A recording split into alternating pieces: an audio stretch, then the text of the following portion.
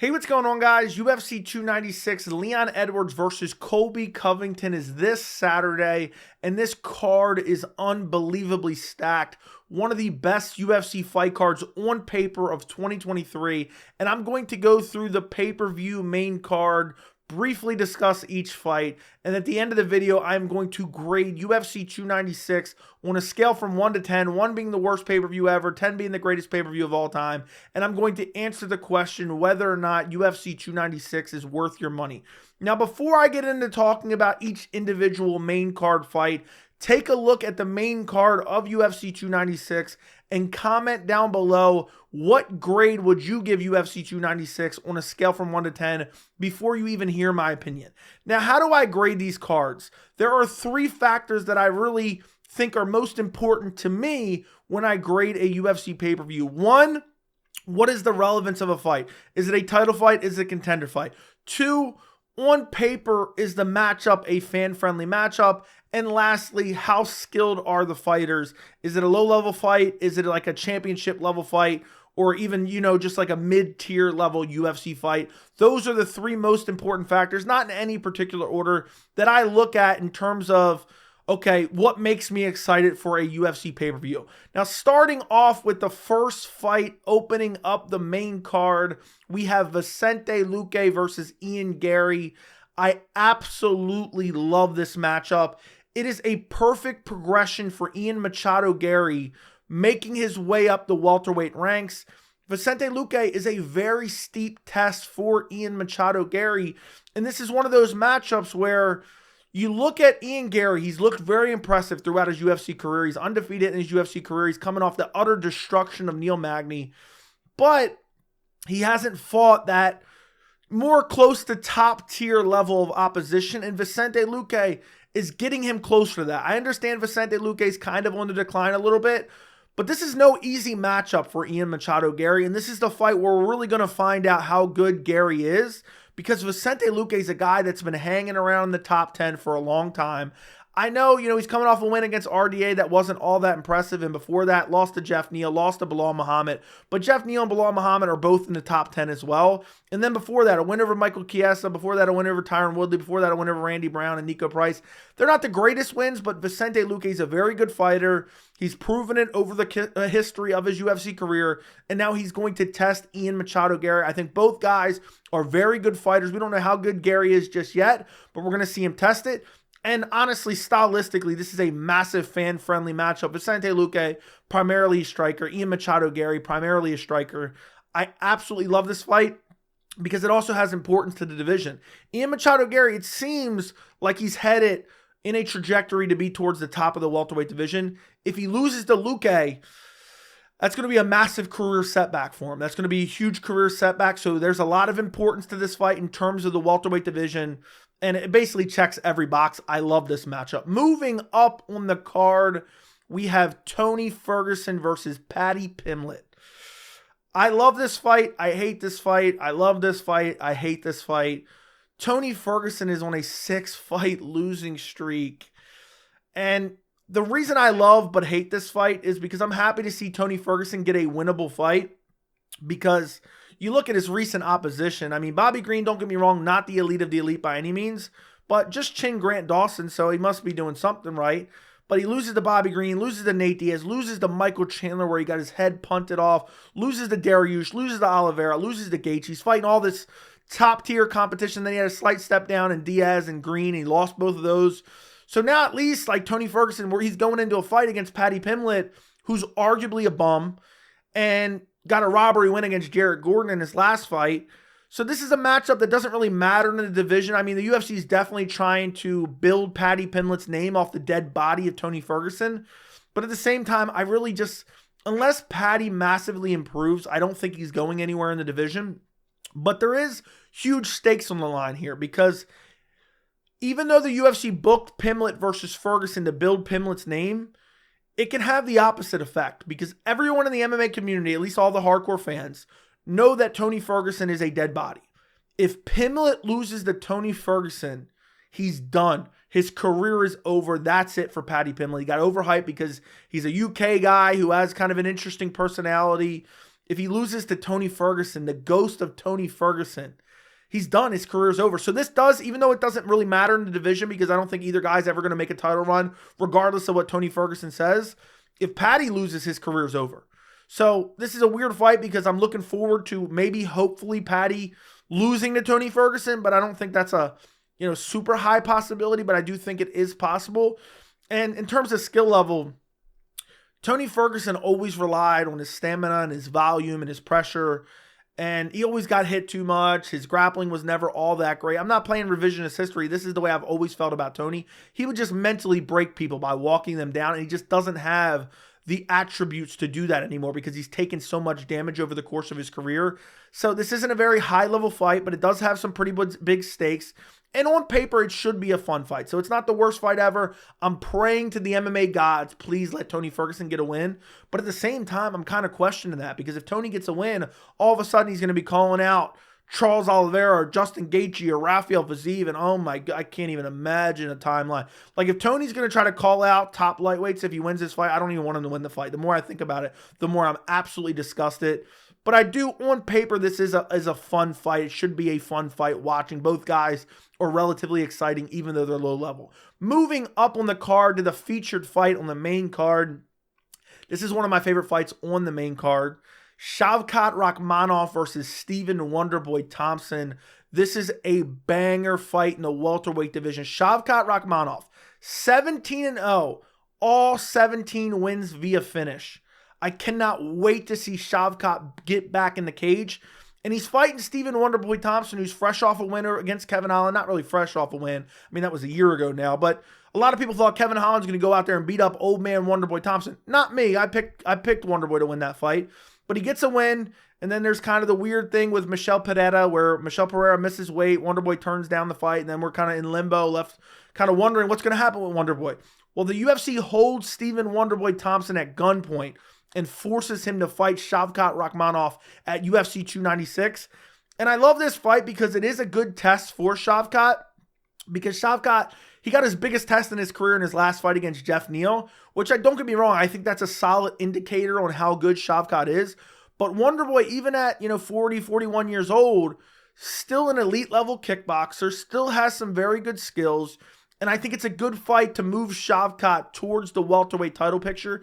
If he beats Wonderboy, I think Shavkat's one win away from a welterweight title shot. Now, I do feel bad sacrificing Wonderboy to Shavkat Rakhmonov, but if Wonderboy beats Shavkat, there's something to be said. There's a lot of hype within the hardcore MMA community about Shavkat Rakhmonov and being a future title contender, being the future of the welterweight division.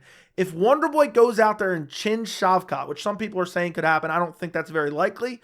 But if he does, he's close to a title shot. As crazy as that is to say, because he's gonna absorb a lot of hype from beating Shavkat. The fact that he has an aesthetically fan-friendly style is going to kind of earn him points as well. Now, the division is a little bit log-jammed, a little bit weird right now, depending on who wins at UFC 296 in the main event.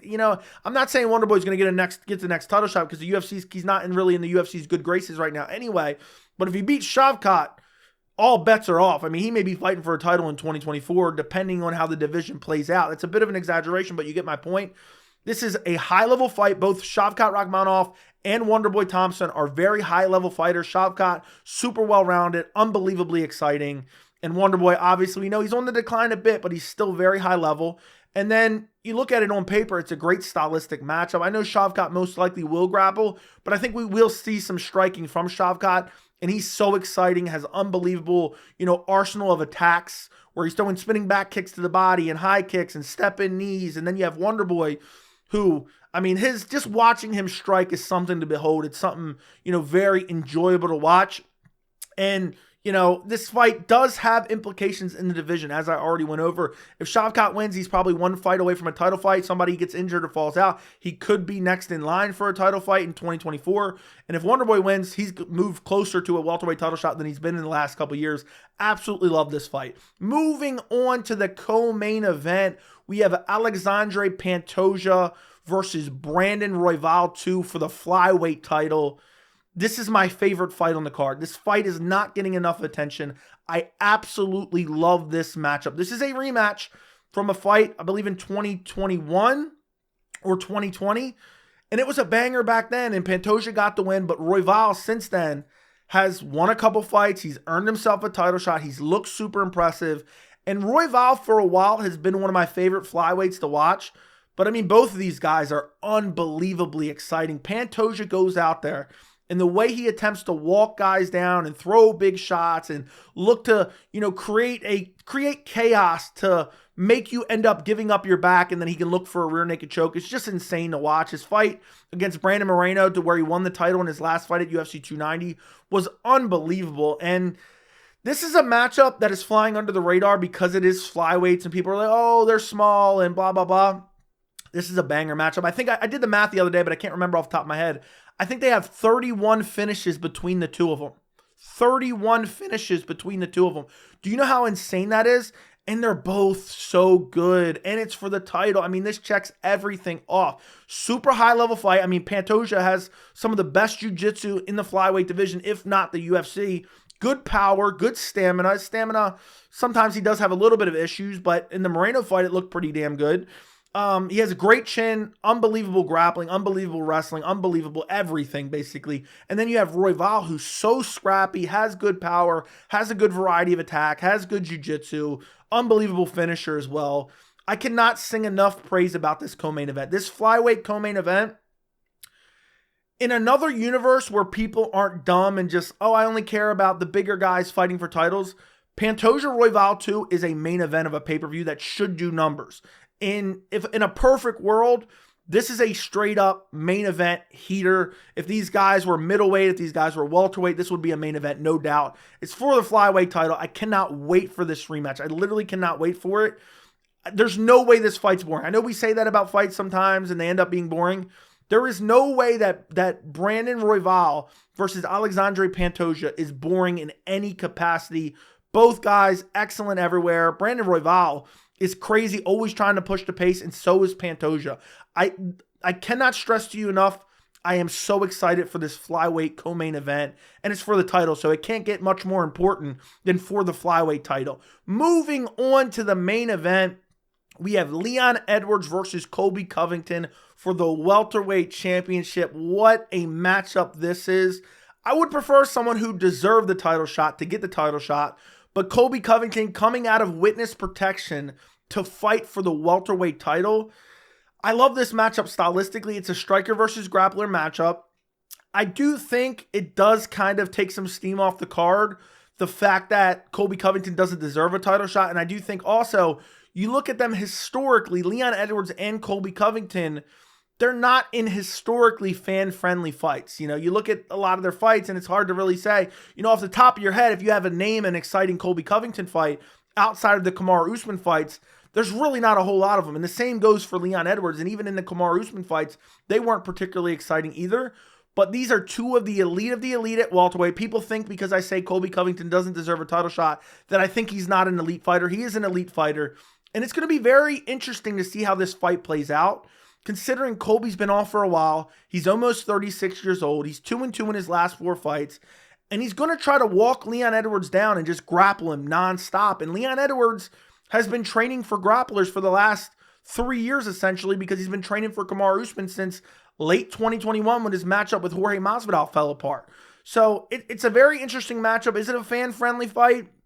It's not particularly a fan-friendly fight. It's not like, oh my God, this fight's like this fight, I hope it's exciting.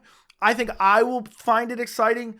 But on paper, looking at it right now, I'm thinking this is probably going to be kind of a lackluster decision no matter who wins. But you never know.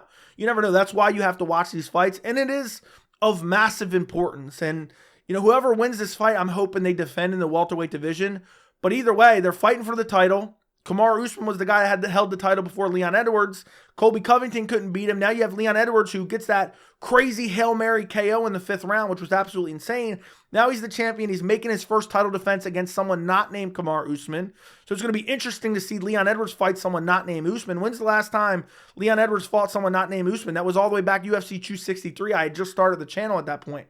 That's crazy. All the way back in 2021, or mid-2021, was the last time Leon Edwards fought someone not named Usman. It's almost 2024. So this is a fun matchup. I do like the fight. I do think they're two top-tier welterweight fighters, world-class fighters. I think it's an interesting style matchup. But again, on paper, I do think it's, you have to take a little bit away from it just because of the fact that it's a massively undeserved title fight. And both guys historically are in lackluster fights regardless of how they win. It's usually kind of like, oh, Colby Covington held on to a guy for 5 rounds, or Leon Edwards kind of outpointed a guy for 5 rounds. That's typically how each of those guys win fights. So it's not the most fan-friendly matchup, but I still do like the fight. Now, to grade this card on a scale from 1 to 10, it's tough because this is one of the best main cards I've seen. This is one of the best main cards of 2023 on paper. But again, the main event kind of takes a few hits, and then the Tony Ferguson, Paddy Pimblett fight, it's meaningful, but I do secretly kind of hate it. But I still think it's one of the best cards of the year. So I am going to give UFC 296 an 8.5 out of 10. I love all these fights. I love that none of them are short notice. The last 2 cards, it's like fights are falling out. We're getting short notice fights, and 294 was kind of a disappointment, even though we got some great matchups. I hate short notice fights. And finally, the welterweight division is starting to move, but I just think you look at all these fights. You have Pantoja Royval, which is a straight-up heater. You have Shavkat versus Wonderboy, straight-up heater. And Ian Machado Garry versus Vicente Luque. That is a banger welterweight matchup. And I love when the UFC adds the same weight class multiple times on a card. 3 out of the 5 fights on this card are welterweight matchups. I absolutely love when the UFC does that, because then you can start immediately the night of the fight, you can start kind of fantasizing the next matchups in the welterweight division. So I love that they did that. I think that's kind of like a bonus point for that, but I'll give it an 8.5 out of 10. I think this is a great pay-per-view. I think you should order UFC 296. I've always been an advocate of kind of voting with your money. And I've said, look, if some of these cards, if I didn't run a channel, they're so bad, I would go out and watch them. I wouldn't order the pay-per-view. UFC 296, the way they've built this card, I think you should definitely order this card. It's super interesting, and we should have a lot of noteworthy moments at UFC 296. I've already done my full card predictions. I'll link that down below, along with my UFC 296 full playlist where you can watch all my videos regarding UFC 296. I'll also be live streaming the entire event on Saturday, so make sure you subscribe to the channel and turn on notifications. You can join me Saturday live watching all the fights. Let me know what you think of my grade down in the comments. Don't forget to like the video. Don't forget to subscribe, and thank you so much for watching.